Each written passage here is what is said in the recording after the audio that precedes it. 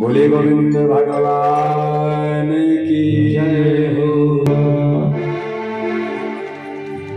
हमारे श्री गुरुदेव भगवान का अब समझ लें कि प्राकट्य होगा है होगा। हाँ, बोले गुरुदेव भगवान की जय। जय श्री सीताराम।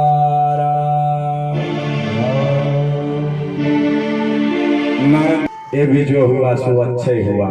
अब निर्दुंद हो गए और इतनी तपस्या किए, इतना धर्म किए कि फिर दूसरी जोनी जब पाए तो महाराज देवर्षि नारद जी की योनि पाए है। मनुष्य नहीं होत है समय हो तो बलवान, और भिल्लन लूटी गोपिका वही अर्जुन वही बाण। बोले चिंता तो इस बात की है कि है तो इतने लोग, पर किसको कथा सुनाए हो। मेडारा गांव में कथा सुनाना चाह रहे हैं, पर किसको जजमान बना दे, कौन कथा सुनेगा यही नहीं समझ में आ रहा। किसी के पास जाए तो कुछ कहीं न दे हो, लेकिन जानते हो यहाँ तो भगत से बढ़ के भगत है।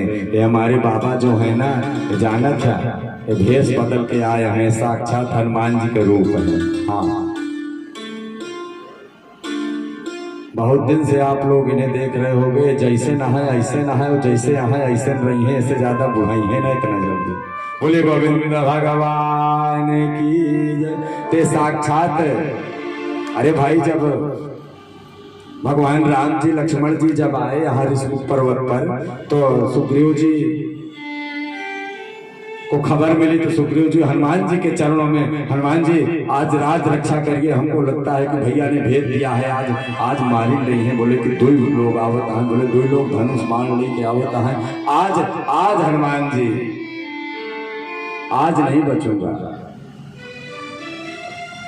बोले मैं जा रहा हूँ सुग्रीव, तुम चिंता मत करो, तुम चिंता मत करो, मैं जा रहा। हनुमान जी ने भेष बदल लिया, ऐसे बाबा का स्वयं रूप धारण किया वृद्ध का, और जाकर के पूछने लगे भाई आप कौन हैं। बार बार इधर का उधर पूछते हैं। लक्ष्मण भैया क्रोधित हो जाते हैं, कौन हो तुम क्यों पूछ रहे हो, तुमसे क्या लेना देना है। थोड़ा सा क्रोधित होते हैं, शेषा अवतार है ना। हनुमान जी कहते हैं अरे भैया लक्ष्मण रोषम करो कि दोषम, जब समझ जाते हैं हनुमान जी तो केवल महाराज पुरुषोत्तम मर्यादा राम जी देखते हैं हनुमंत लाल को तो जान जाते हैं, तो वही हमारे पौन सिख हनुमान जी हैं। मित्रता करवा देते हैं, तभी तो सुग्रीव को हनुमान जी के ऊपर भरोसा होता है। और बाबा कहते हैं कि अब मोहि भा भरोसा हनुमंता, अब कोई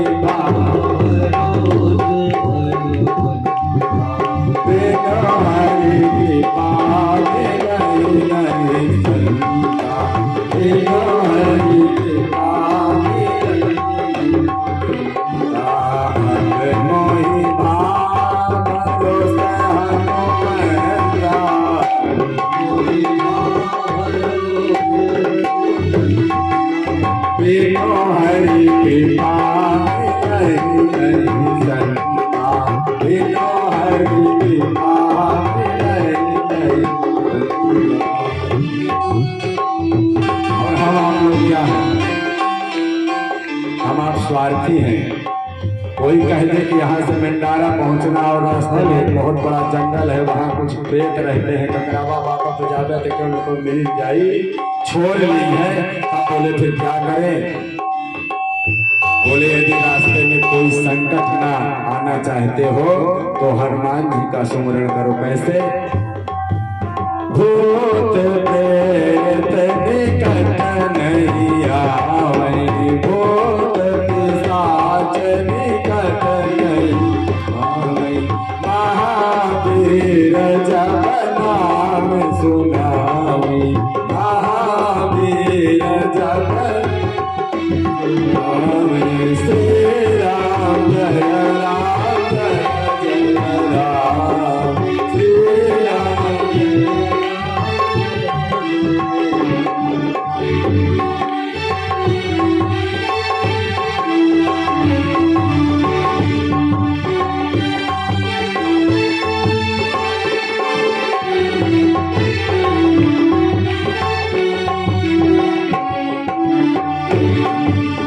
गोविंद भगवान की।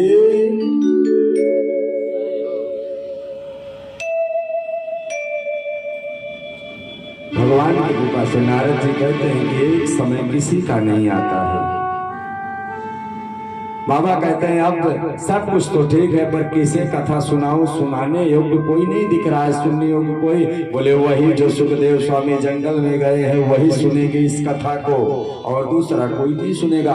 बाबा को बुलाने पठे दिए महाराज सुखदेव स्वामी को, अपने चेलों को भेज दिए और मंत्र बता दिए। बोले यही मंत्र बोलोगे तो चाहे जितने समाधि में जो लगा होगा, इतना प्यारा श्लोक है कि उसको सुनते ही उसकी नींद अवश्य टूट जाएगी, छूट जाएगी।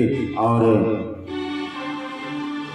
कुछ बालक लोग पहुंचे हैं और वहां बाबा की समाधि सुखदेव स्वामी की जंगल में समाधि लगी है और वही श्लोक हो रहा है सुनाई कानों में।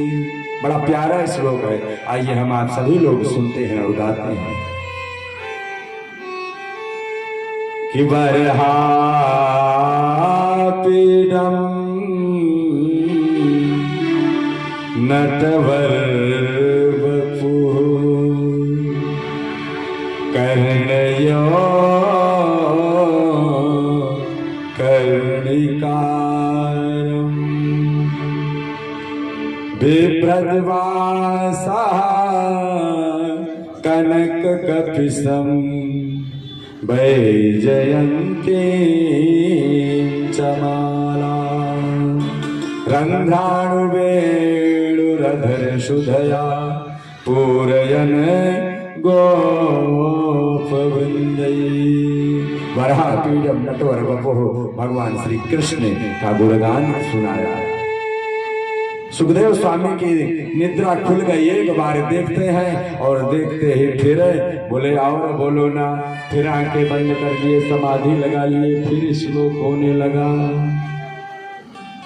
बोले कृष्ण त्वदीय पद पंकज पंजरास्ते अद्यैव मे विसत्मा नसराज हंस प्राण प्रयाण समय कफवाद विद्यै कंठावरोधन विधौ स्मरणं कुतस्ते स्मरणं कुतस्ते।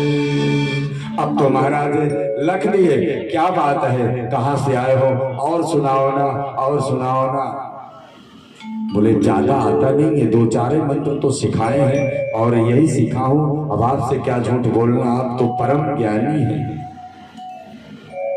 बोले कुछ तो सुनाओ। बोले एक लाइन केवल और आती है, एक लाइन केवल, उसके आगे आती नहीं, अब इतने सुनाऊंगा। बोले सुनाओ ना जरा ना, बड़ा प्यारा लग रहा है। बोले अहो वकीयम अस्तन कालकूटम अहो वकीयम स्तन कालकूटम। श्लोक का अर्थ है कि भगवान की बड़ी लीला बड़ी करुणा है, तारना चाहिए यशोदा मैया को, तारना चाहिए देवकी मैया को। हाँ, नंबर उनका होना चाहिए, पर सबसे पहले जन्म लिए तो किसको तारे हैं, कौन सी माता को? बोले पूतना माता को, पूतना मौसी को तारे। अहो वकीयम स्तन कालकूटम, जो अपने स्तनों में कालकूट बिख लगा करके आई थी भगवान के प्राण हरने। भगवान ऐसे प्राण हरने वाले को मुक्ति पहले दिए अपने माता और पिता से पहले। क्यों?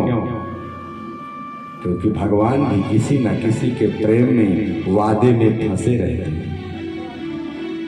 अब तो महाराज सुखदेव स्वामी जी उठ गए, चलो ले चलो, और यहाँ व्यास जी के पास लाया गया।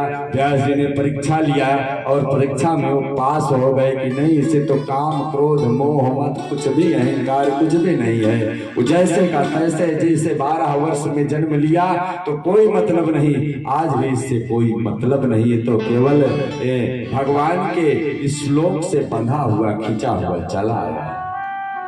व्यास जी ने सारी कथा सुखदेव स्वामी को सुनाई महाराज, और वही सुखदेव स्वामी ने जब महर्षि राजा परीक्षित को श्राप मिला, तब भगवान के द्वारा सुखदेव स्वामी आए और राजा परीक्षित को कथा सुनाई।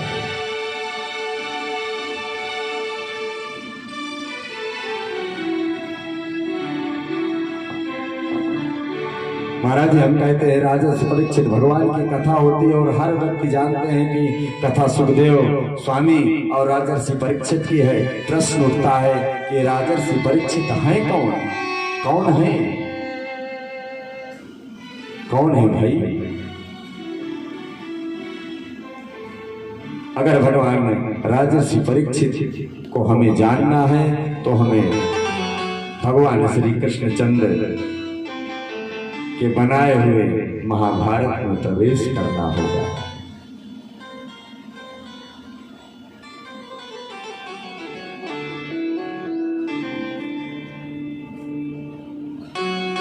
जिस समय महाभारत का युद्ध हुआ था ना, सारे कौरव मारे गए, एक भी सेना नहीं बची, एक भी सेना नहीं बची। उस समय सारी सेना मारी गई। और कौरव कितने भाई थे? बोले कौरव 100 भाई थे, और 100 भाई में 99 भाई मारे जा चुके हैं, केवल एक भाई बचा है, और वो सबसे बड़ा भाई कौन है? दुर्योधन। भैया दुर्योधन बचा है, और दुर्योधन भी बचा है तो वो भी किस हाल में बचा है?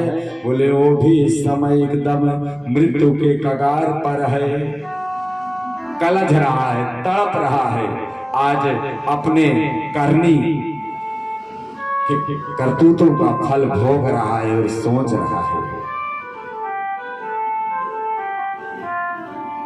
तब तक दुर्योधन का पक्का मित्र कौन आए? अश्वत्थामा आए। अश्वत्थामा जब आए तो दुर्योधन को देखकर अश्वत्थामा को कष्ट हुआ, पर दुर्योधन अपने आप को रोक नहीं पाया और भूतकाल छोड़ करके उसी अवस्था में रोने लगा, उड़ने लगा। अश्वत्थामा भी रोने लगा।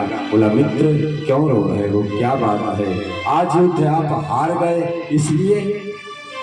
बोले मुझे इस बात की चिंता नहीं, मैं हार गया, युद्ध तो होना था, एक को जीतना था, एक को हारना था, ये तो पक्का था भाई। कुछ ना कुछ तो हार जीत हो गई। कहीं हानि लाभ जीवन वर्ण जस अवजस विधियात, ये तो अलग बात है, पर मुझे दुख इस बात का है, मुझे दुख इस बात का है कि कौरव में सारी सेना मारी गई, यहाँ तक कि नारायण सेना भी नष्ट हो गई। क्या करेंगे जब कौरव में कोई लड़ने वाला नहीं, तो नारायणी सेना करेगी क्या? सारे कौरव मारे गए और मैं 100 भाई था, 100 भाई में मैं 99 भाई मेरे मृत्यु को प्राप्त हो गए। मुझे दुख इस बात का है कि मैं आज केवल अकेला बचा हूँ, और पांडव केवल 5 भाई थे, 5 भाई में एक भी यदि मर जाता तो मुझे शांति मिल जाती, इसीलिए मैं रो रहा हूँ। अश्वत्थामा कहता है कि मित्र वही होता है जो उसके सुख में चाहे काम दे चाहे ना दे, पर दुख में अवश्य काम दे। और आज इस तुम्हारे दुख का आज मैं प्रतिज्ञा करता हूँ अश्वत्थामा कि मैं आज जो आप लोग इतने दिन युद्ध करने के बाद, इतना नरसंहार करने के बाद भी जो काम नहीं कर पाए हो, आज मैं उसको शीघ्र करके और तुम्हारे चरणों में उन 5 पांडवों को नहीं डाल देता तो मेरा नाम अश्वत्थामा नहीं है।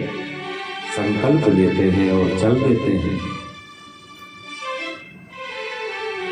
कहा गया है कि जाको राखे साइया मार सको ना कोई, ओ बाल न बाका कर सक्यो चाहे जग बैरी होए।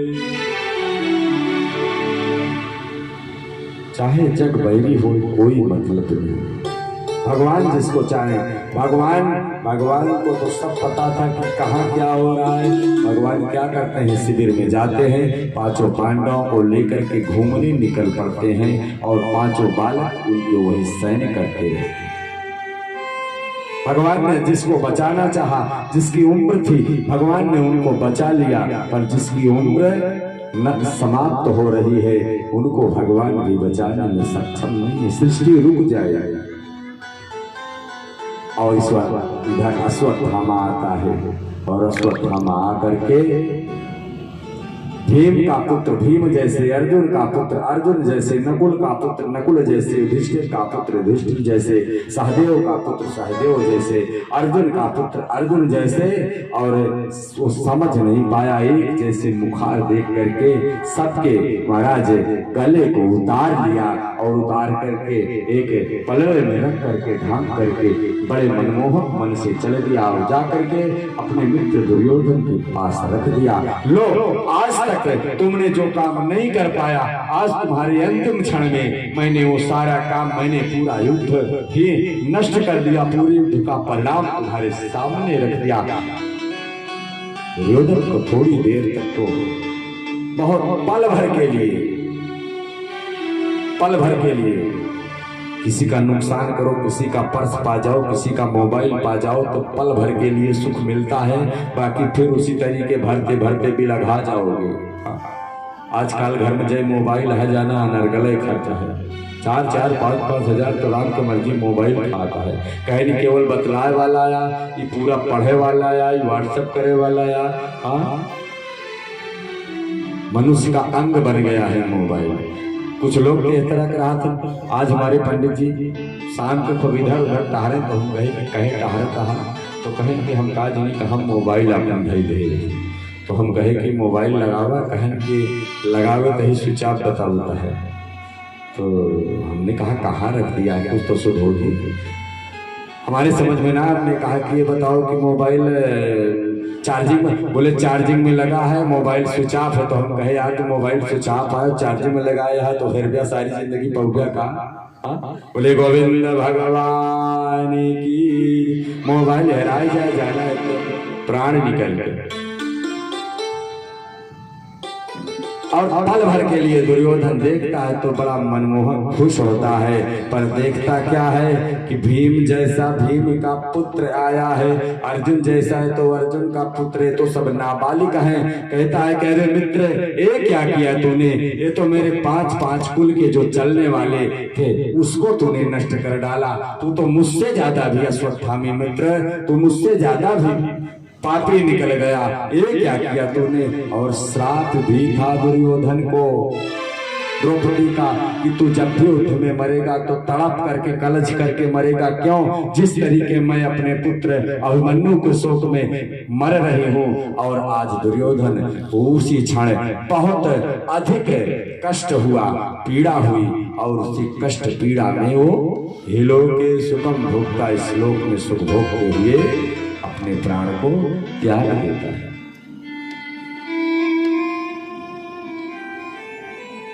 देखिए दुर्योधन का दोष नहीं है, कर्मों का दोष है। दुर्योधन तो बाद में दुर्योधन हुआ, पर इसका सही नाम तो सुयोधन था। 100 भाई में सबसे अच्छा दुर्योधन था। कहते हैं जाने वाले की याद कब आती है, जब वो चला जाता है। जानने वाले की याद कब आती है, जब वो चला जाता है। यार तो बहुत अच्छा रहे ना, इसे रहने से रहने। और दुष्ट लोग जाते हैं, खराब व्यक्ति जाते हैं तो कहा तुम चले जाते हैं, इतने दिन जिए हम तो कब से माने रहे ले तू भगवान को कि चला जाए तो ठीक है। तो अच्छे लोग जब जाते हैं तो उनकी अच्छी बातें लोग चर्चा करते हैं।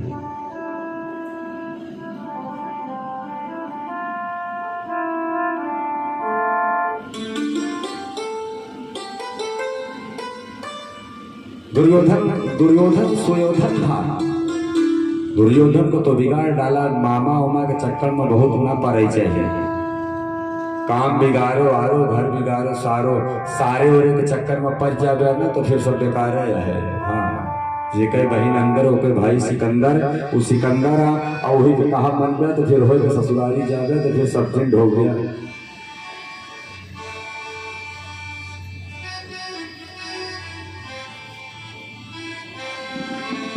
भगवान सुयोधन था। एक बार महाराज दुर्वासा जी दुर्योधन के पास आ गए, बोले दुर्योधन मैं 4 महीने का चौमासा रहना चाहता हूँ, मुझे रखो।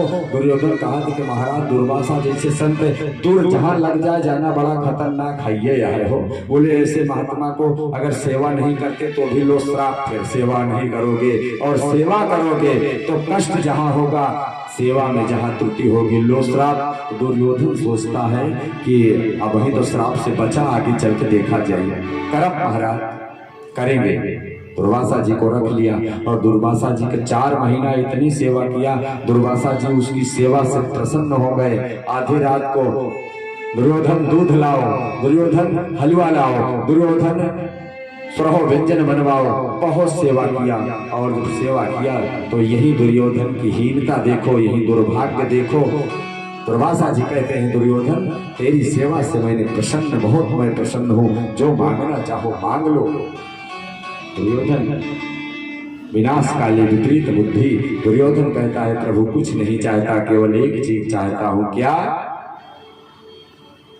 बोले मेरे भाई 5 पांडव हैं और वन को गए हैं और आप जाकर के उन्हीं के यहाँ कम से कम 50-60 हजार संत महात्मा के साथ भोजन कर लेते तो बड़ी अच्छा थी।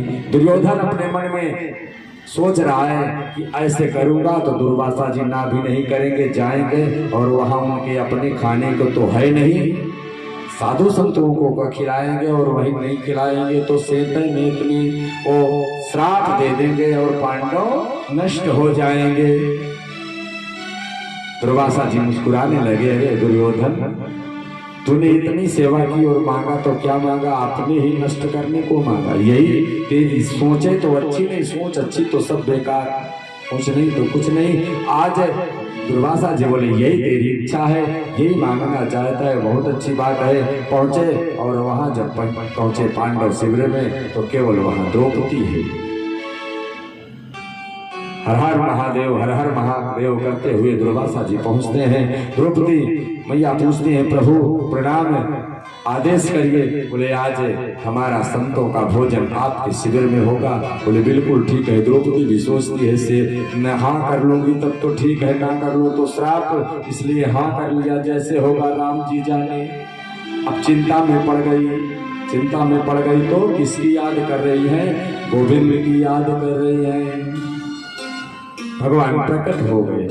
बहना जहाँ याद करती है भगवान को प्रकट हो जाते हैं। भगवान आए और भगवान आकर के बोले क्या बात है बहन? बोले दुख इस बात का है कि दुर्वासा जी जैसे संत आए और निमंत्रण देकर के गए हैं, भोजन करेंगे, कहाँ से पाऊं? बोले रसोई में कुछ है। बोले रसोईया तो उठ गई, रसोई उठ जाए तो क्या बचे? थोड़ा बहुत कुछ सब्जी है तो रोटी नहीं, रोटी है तो सब दाल नहीं, हाँ कुछ न कुछ तो खगई जात, सब कुछ आज चटन ये नहीं छुप गया है। हाँ? बोले जिस बटलोई में बनाई हो उस बटलोई को लाओ। वो बटलोई का नाम अक्षय पात्र है, सूर्य भगवान के द्वारा दिया गया वो पात्र है। पात्र की विशेषता है कि जब तक उस पात्र में भोजन बनाते रहोगे, खिलाते रहोगे, चाहे करोड़ों करोड़ों व्यक्ति को खिलाते रहोगे, पर उस पात्र से कभी अन्न समाप्त होने वाला नहीं है। अन्नपूर्णा महारानी की विशेष कृपा है। अब तो अक्षय पात्र दिखाई और अक्षय पात्र दिखाते हैं तो उसमें वर्णन आता है कि कहीं साग का टुकड़ा, कहीं एक चावल का टुकड़ा है और उसी को भगवान ने आधा ग्रहण कर लिया और इधर खाया और उधर नदी में दुर्वासा जी डुबकी लगाए और डुबकी लगा करके अपने 60,000 साधुओं के साथ, और जब बाहर निकलते हैं तो भैया ऐसे अजीर्ण की डकार, ऐसे भरपेट भोजन की डकार आती है। साधु संत कहते हैं गुरुदेव आज तो वहाँ निमंत्रण है और खाने की इच्छा तो कुछ है ही नहीं, क्या खाएंगे हम।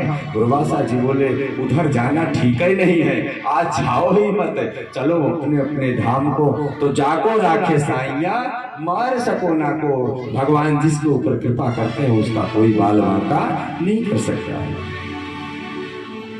आज दुर्योधन अपने मृत्यु को प्राप्त हो जाता है।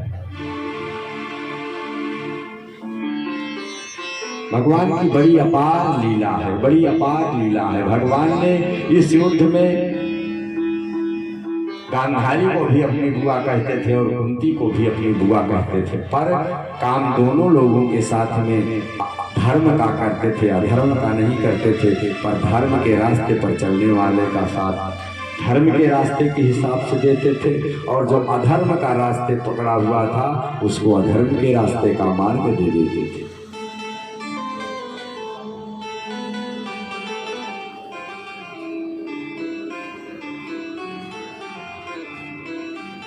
जानते हैं भगवान जब शांति दूत, भगवान ने भक्त के लिए क्या क्या नहीं किया, ऐसे हमारे करुण भगवान हैं। जिस समय भगवान शांति दूत बन के आ रहे थे ना, उस समय जैसे ही चलते हैं द्रौपदी पकड़ लेती है, कहाँ जा रहा है। भगवान कहते हैं शांति दूत बन के जा रहा हूं, युद्ध नहीं होने दूंगा, और किस लिए जा रहा हूं। बोले याद है ना कुछ, बोले कुछ नहीं याद है, जाने दो मुझे, जाने दो, रोको मत, जाने दो, मैं शांति दूत बन गए, युद्ध नहीं होने दूंगा। तो हमारी पहले से इच्छा है, युद्ध में बहुत नरसंहार होगा, सब नष्ट हो जाएगा, इसलिए युद्ध ना हो, इसीलिए जा रहा हूँ। द्रौपदी कहते हैं कि रुक जाओ जरा नंदलाल, रुक जाओ अभी गोपाल, अभी मैंने बाल नहीं धोए, रुक जाओ नंदलाल, अभी मैंने बाल नहीं धोए, रुक जाओ जरा नंदलाल, रुक जाओ जरा नंदलाल, अभी मैंने बाल नहीं धोए, आंसुअन से भर गई थाल, तभी गोपाल बहुत रोए, आंसुअन से भर गई थाल, तभी गोपाल बहुत रोए।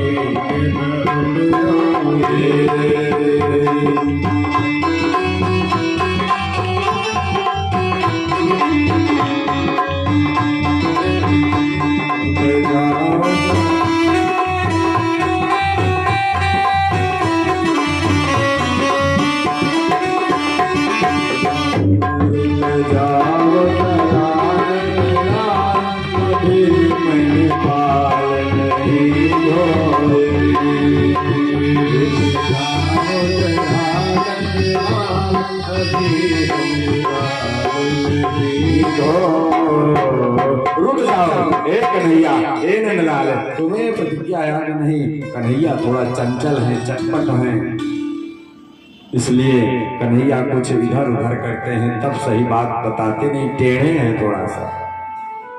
बोलते हैं जा रहा हूँ, शांति दूत बनने वाले का काम क्या है, शांति दूत बन के जाऊंगा, और शांति दूत बन के जब जाऊंगा तो युद्ध नहीं होने दूंगा। बोले प्रतिज्ञा नहीं याद है, यदि युद्ध नहीं होगा तो युद्ध होना ही है, युद्ध नहीं होगा तो जानते हो जो आज मेरी सभा में लाज लुटी है ना, ये मेरे बाल खुल गए हैं, ये कभी मैं किसी के सामने बांधूंगी नहीं, इनको कभी ढकूंगी नहीं, ये ऐसे खुले रह जाएंगे। इसलिए रुक जाओ जरा नंदलाल, अभी मैंने बाल नहीं धोए हैं, जाकर के युद्ध ऐसे समझाना कि युद्ध हो जाए। और जब वहां पहुंचते हैं ना,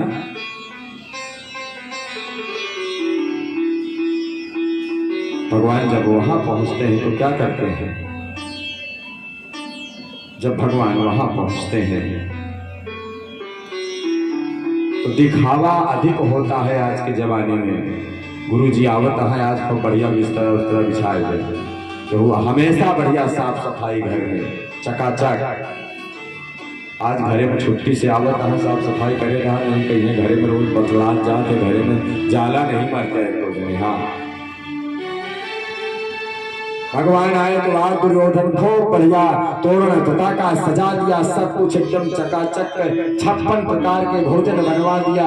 और भगवान जैसे ही उतरते हैं, आज चारों तरफ डंका मच गया है कि दुर्योधन आज तो हस्तिनापुर भगवान कन्हैया आ रहे हैं, भगवान गोविंद आ रहे हैं, गोपाल आ रहे हैं। और जब आते हैं ना, इधर खबर फैल जाती है विदुर काका और विदुरानी को दुर्योधन बेइज्जती करके निकाल देता है। वो जाकर के एक कुटिया में वास करती हैं और दोनों बतलाती हैं। विदुर जी की पत्नी विदुर जी से कहते हैं कि सुनो, आज गोविंद आ रहे हैं, पर क्या करें, दर्शन करने का बड़ा मन है, पर कैसे करूंगी दर्शन उनका। दर्शन हम लोग तो हस्तिनापुर में होते तो दर्शन कर लेते। विदुर काका ने बड़ी अच्छी बात कही, बोले सुनो देवी, हम भगवान का दर्शन कर पाए चाहे ना कर पाए, यदि भगवान ने मुझे एक बार भी देख लिया तो मेरा जीवन सार्थक हो जाएगा। विदुर काका और विदुरानी दोनों एक टीले पर चढ़ गए ऊंच पर, वहीं से भगवान का दर्शन कर रहे हैं और भगवान आ रहे हैं। और भगवान जब आए तो दुर्योधन बड़े बनावटी भेष में जाकर के महाराज भगवान को उतारता है रथ से, और रथ से उतार करके अपने महलों में ले जाते हैं, भगवान को बैठालते हैं। 56 प्रकार का भोजन। और इधर विदुर काका और विदुरानी बार बार देखते हैं तो भगवान एक बार चितई दिए, और चितई दिए तो मानो सनकार रहे हैं कि चिंता मत करो, यहाँ कुछ खाऊंगा नहीं। मैंने प्रतिज्ञा किया है कि ऐसे हस्तिनापुर में रहने वालों के यहाँ मैं कभी एक अन्न का दाना नहीं खाऊंगा, और जब खाऊंगा तो निष्कपट निर्मल मन व्यक्ति के यहाँ खाऊंगा। विदुर काका और विदुरानी भगवान के बड़े सच्चे भक्त बोले, जब भी हस्तिनापुर आऊंगा काका, आपके यहाँ का अन्न ग्रहण करूंगा, चिंता मत करना। 56 प्रकार के भोग दुर्योधन ले जा करके दिखाते हैं। भगवान कहते हैं सुनो दुर्योधन, मैं शांति दूत बन के आया हूँ, और शांति दूत बन के आया हूँ, और मैं तुम्हारे 56 प्रकार के बनावटी भोजन को मैं नहीं करता, भोजन तो मैं प्रेम का करता हूँ, बनावटी भोजन मैं नहीं करूंगा। और मैं आपको एक बात और बता दूं, मैं हस्तिनापुर के लिए विदुर काका से वादा लिया हूं कि जब आऊंगा तो उनके घर का भोजन करूंगा। कहाँ है वो? अब दुर्योधन क्या बताए कि मैं कितना आतताई हूँ, कितना दुष्ट हूँ, कितना अत्याचारी हूँ कि मैंने अपने काका को ही धक्के मार करके निकाल दिया है। भगवान तो सब जानते हैं, मुस्कुराते हैं।